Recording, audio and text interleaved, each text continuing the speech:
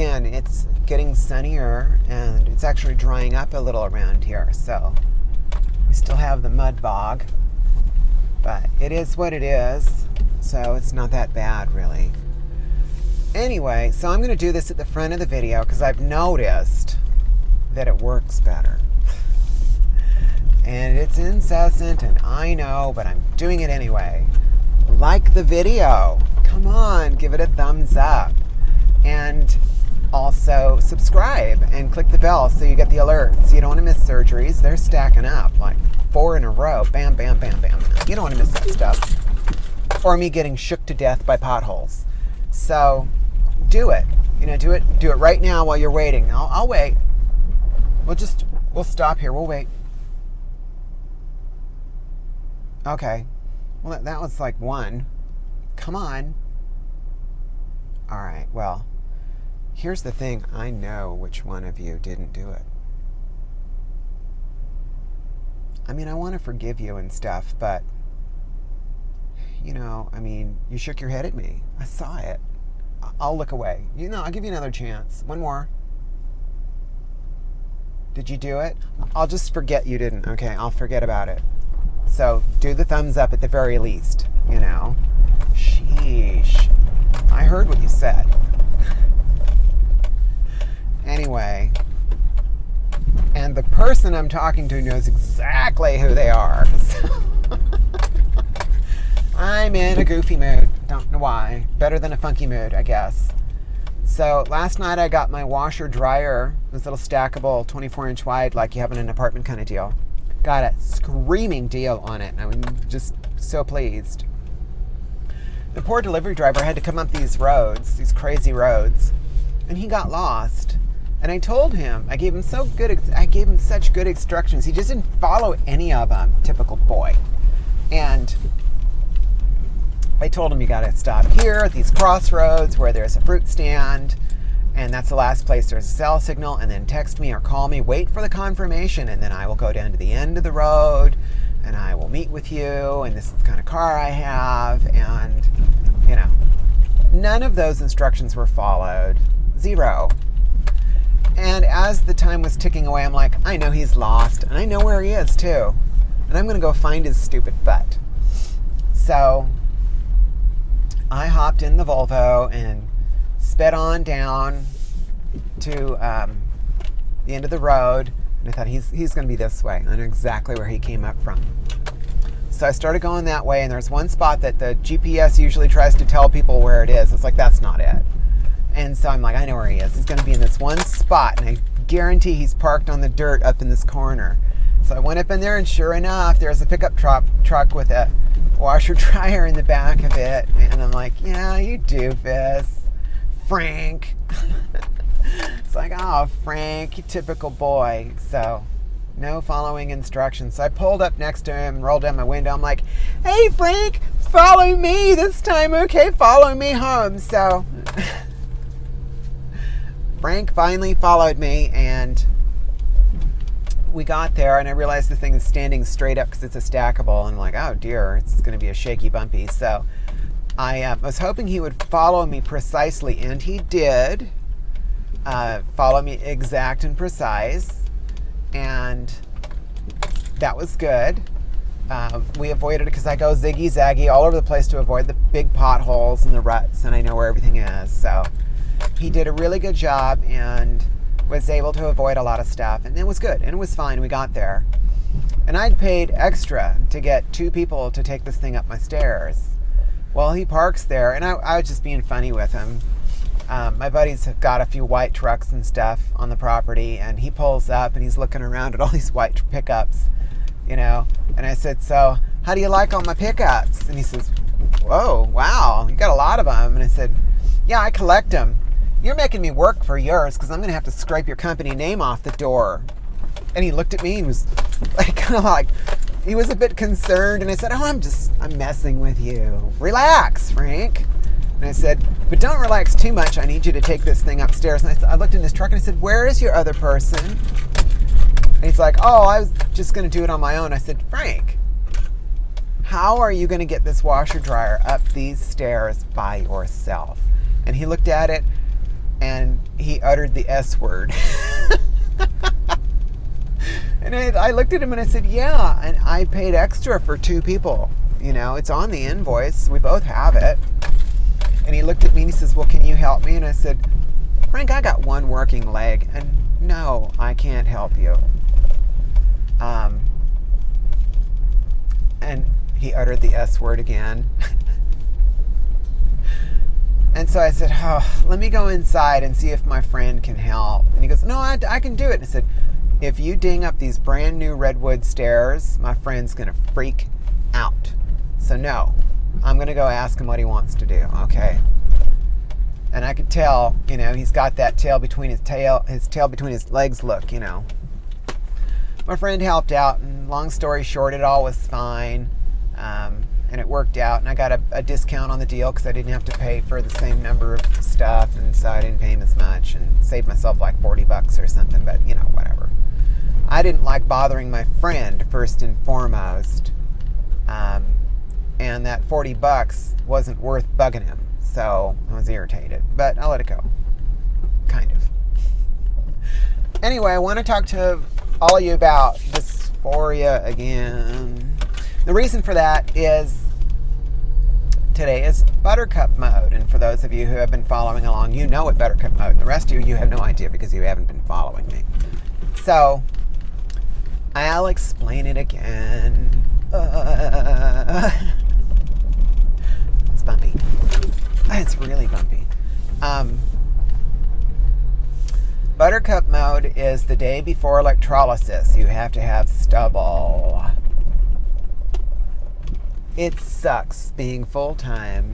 You're a girl, and yet you've got stubble. That's weird. So you might not see it really bad, because, I cheese grated in a little bit of, makeup stick, rubbed it on, and it's better. But I don't like it. It bugs me. And it's very dysphoric. It's the worst thing for me, personally. I hate it. And today's the day, so today's Buttercup mode. And the reason it became Buttercup mode is my friend, who was my old biker buddy, we were in a real bad wreck together. Real bad. I was separated in 2 halves. My pelvis was smashed in a million pieces. And I was, pelvis came off my spine. All sorts of bad things happened. I was in the hospital forever, died 3 times in a wheelchair for 3 years, and blah, blah, blah. Here I am 15 years later still, and I am in one piece now, so. He used to say stuff, and when I'd whine about this or that or the other, and especially lately, when I'd whine about, I have to have stubble. I'm a girl, I shouldn't have stubble, And he would say, toughen up, Buttercup. Or, suck it up, Buttercup. It's like, okay, well, all right. And I'd whine some more, and he'd hit me with one of those, and I'd be like, okay, give me a drink, And so that's Buttercup mode. Buttercup mode is because I get whiny about it, and obviously here I am whining about it. And that was his saying, and so it just developed. Now it's Buttercup mode, so today is Buttercup mode. That was a long explanation for something really simple. A lot of squirrels out today running their little butts off. So, I'm feeling dysphoric. I hate facial hair. Hate it. I'm excited tomorrow, but it's like, this is going to be the 4th, 5th rip across my upper lip. I can't take it. It's like the damn thing grows back. And it does, it's going to. I think I'm on my last few rips of this, and it's a lot thinner, and, but still, it makes me nutty. Hate it. It's not as, it's not as powerful as it used to be, so, whatever, but just hate it. Just, ugh. So, my electrologist hates when I say, I need you to clean the lip again. She's like, no, I want to rip down here. It's like, sorry, I'm feeling so dysphoric. I need this. In fact, I'm going to actually ask her if she has somebody after me or not. If she doesn't, I'm going to ask to go longer than 4 hours, like 5 or 6 hours. And if she does have someone after me, I'm going to ask her if she'll come in 1 hour early. I really want to get across it, so bad. And sometimes it's not enough time to get across it.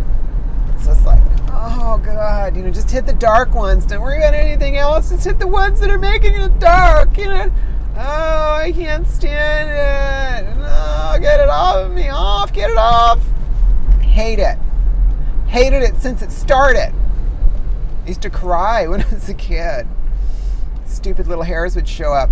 And my sister was like, oh, well, see, like I plucked my eyebrows, and then I tried to pluck and it hurt like hell. And then I realized it was coming too fast, and it just kind of grew in. I'm like, damn.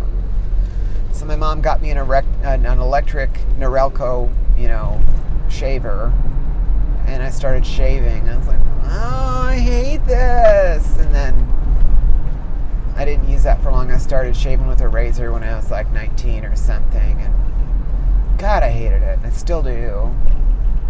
I'm throwing one hell of a party when the stuff is off my face. There. Hate it. Hate that. Anyway, so today's the day. And I was feeling so dysphoric. I took my hair thing out. Just feeling bad. I put on just a black hoodie from the car club. I don't know. I'm feeling whiny today, so. And I'll be whiny at work too, and everybody will be like, Jesus, Jackie, the deal with you. It's like every Friday. I hate it. But at least it's Friday, so, the weekend's coming, and I get a rip tomorrow, and, blah. Hate this stuff on my face. Okay, enough whining. So, if you're dealing with dysphoria, hey, I get it. You and me both, sister. It is my least favorite thing in the freaking world. Well, there is one other thing that's really unfortunate, but no one sees it. So it's not as problematic if I have clothes on. So that'll eventually get origamied inside out. So I'm not as freaked out about stuff no one can see. Ugh. So, dysphoria is just junky. Makes you feel crappy. I was looking in the mirror and I realized I couldn't even do it.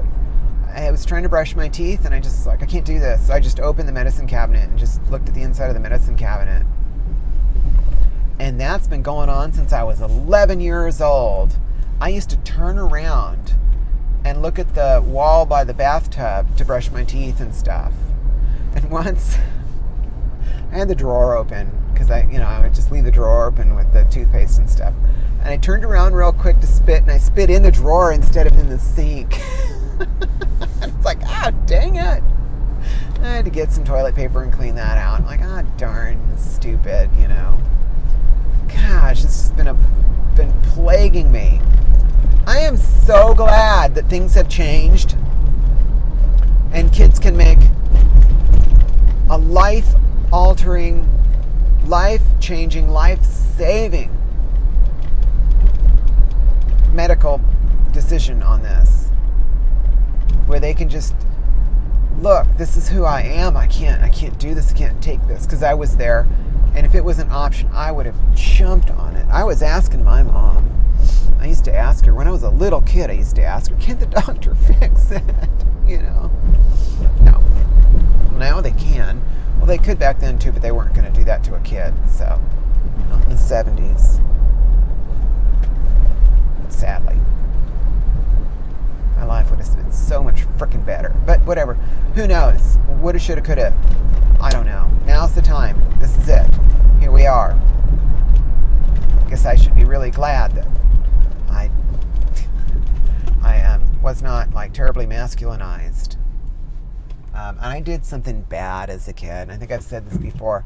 I used to race bicycles, and everyone used to say there's this one bicycle seat you should never, ever use because it makes your junk all numb and will hurt you and can damage you, I said, oh, really? And I actually went and hunted one down. I still have it. And so I hunted this thing down, and for about 4 years of my life, every single day for 2 hours minimum, my junk was 100% numb. I could not feel it. I messed up my stuff. And so it messed up my little family jewels a little bit, a lot of bit. I managed to have a kid with my first wife without too much difficulty when I was 18. But more recently, 14 years ago, I decided that I wanted to, I don't mind going over the speed limit. Jeez there. Oh, give me the bird too? I'm going 5 over the speed limit. People out here give you the bird. I'm sorry. Anyway,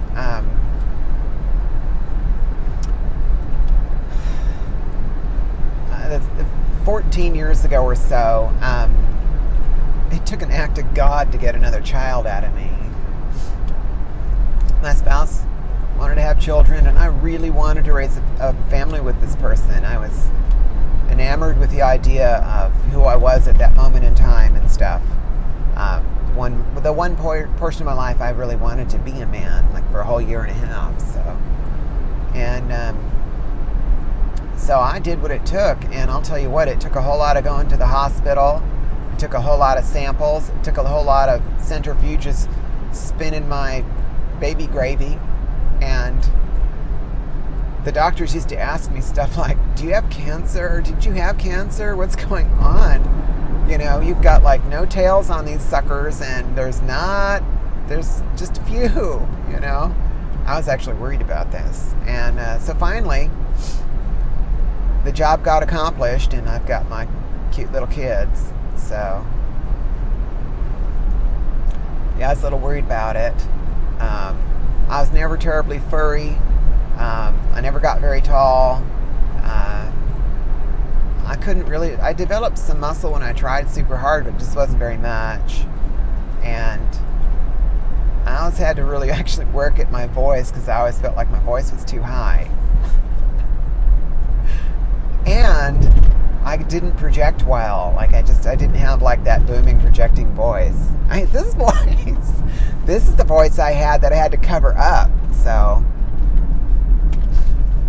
sucks. But all of those things, now they're helping me out, so screw it. All that stuff I went through for all those years. I guess it's good that I spent from 13 to 17 or 18 or something getting my junk numb on that bicycle seat for 2 hours every day. But see, that's dumb. I was so dysphoric and so upset I wanted to kill my junk. Okay, there's dysphoria for you. I was so upset and so unhappy I wanted to kill it. I was hurting myself. I mean, that is some hardcore dysphoria. I was damaging myself because of my dysphoria when I was a teenager. And that's why I'm happy that it's now an option, that these kids don't have to hurt themselves or hate themselves.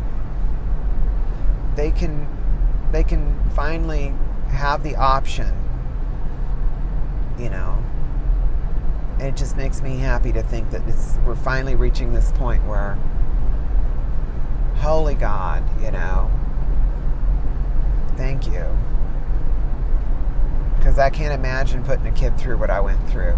I can't imagine putting a young adult through what I went through. I can't imagine putting an adult through my adult years. I can't imagine having put someone through where I'm headed now and what I'm doing, because it's so difficult. And it costs you so much personally. But it is also absolutely necessary, because I was about to hurt myself again. There is no need for these things. We're finally in a time. But the fear, it's the fear. So much fear. before you accept yourself and you move through, the fear is paralyzing. And dysphoria is a very similar feeling. I'm not paralyzed by it, but I just want to hide under a rock.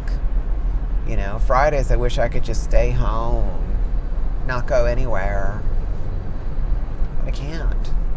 So I do what I gotta do, Anyway, off to work, so to speak, with some camouflaged stubble on me. Not feeling terribly girly today, feeling a little butchy for obviously stupid reasons. And I remind myself, and I remind you, it is not forever. It is temporary. This will pass, and things will be just fine. But you need to move through this, and you need to do it as gracefully as possible. And don't emulate Jackie and be whiny about it. Because I'm really whiny. I'm terribly, terribly whiny. So, don't be whiny. That's the motto. Take care of yourself, and I know that you struggle like I struggle, and that's why I am sharing with you, so you know that I get it. You are not alone. Don't ever believe that you're alone in this. You are not alone in this. If anything at all, I'm here with you, okay? So take that with you this weekend. And remember, if you're struggling and you need to talk to somebody, you need a therapist. Absolutely. If you don't have one, you need one. This is important. Without self-acceptance, you cannot move through. There is no way. So you need the therapist to help you improve yourself personally along this pathway. There is no reason that you shouldn't be doing that. If you need other resources and can't find them in your area, there's transgenderpulse.com resource pages where they show you places near you that have gender-affirming therapists. I used it personally, and I will tell you, it works wonderfully. Absolutely love that person. And if you're struggling so badly that you are contemplating self-harm, there are suicide hotlines. Just pick up the phone, reach out for the help. If you self-harm, you will never ever have the goals you want. It will never happen for you. And it can happen for you. It doesn't have to be an impassable impossible. I used to think that it was, and I now know it is not. There you go. So, remember that I care, and go into your last day of the week with some good energy, If you put out positive energy, positive things come back to you. I swear this is true. So do it. Fake it till you make it. Believe me, I thought that was silly until I started living my life this way. And then I didn't have to fake it anymore because good things are happening. It's good. Take care of yourself. I'll see you next time. Bye.